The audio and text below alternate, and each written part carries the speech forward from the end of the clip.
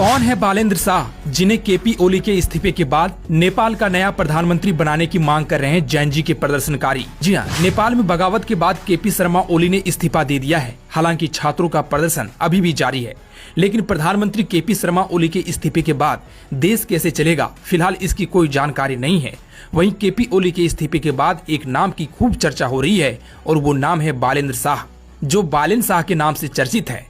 ओली सरकार के सत्ता से बाहर होने के बाद नेपाल की युवा पीढ़ी बालेन शाह को नेता बनाने की मांग कर रही है। बालेन शाह न सिर्फ काठमांडू में बल्कि पूरे नेपाल में प्रसिद्ध है और युवा पीढ़ी उनकी समर्थक है। बालेन शाह काठमांडू के 15वें मेयर भी हैं। बालेन पेशे से सिविल इंजीनियर और रैपर भी रहे हैं।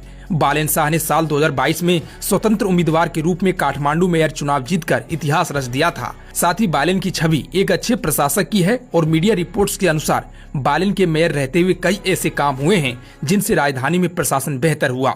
बेदाग छवि और भ्रष्टाचार के खिलाफ सख्त रुख के चलते बालेन शाह लोगों के बीच खासकर युवा पीढ़ी में खासे लोकप्रिय हैं। बालेन शाह अपने समर्थकों से जुड़ने के लिए पारंपरिक मीडिया के बजाय सोशल मीडिया पर खास सक्रिय रहते हैं, जिससे युवा पीढ़ी उनसे जुड़ी। ऐसे में बालेन शाह की लोकप्रियता को देखते हुए उन्हें नेपाल की राजनीति में नई उम्मीद माना जा रहा है। हाल ही में उन्होंने जेएनजी के नेतृत्व वाले प्रदर्शन का समर्थन भी किया।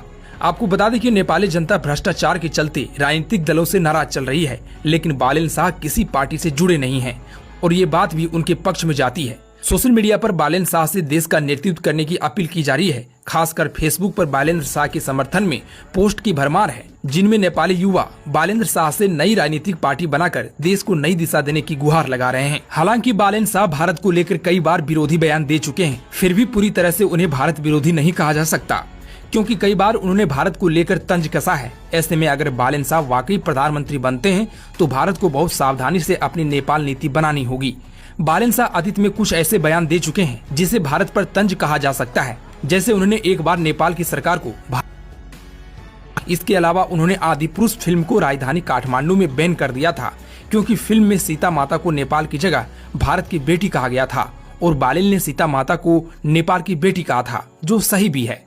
आपको बता दें कि जेएनजी एक जनरेशन यानी पीढ़ी है, जिसे जनरेशन जी कहा जाता है। इसमें वो लोग आते हैं जिनका जन्म साल 1997 से लेकर 2012 तक हुआ है, यानी आज के समय में ये लोग ज्यादातर किशोर और युवा हैं।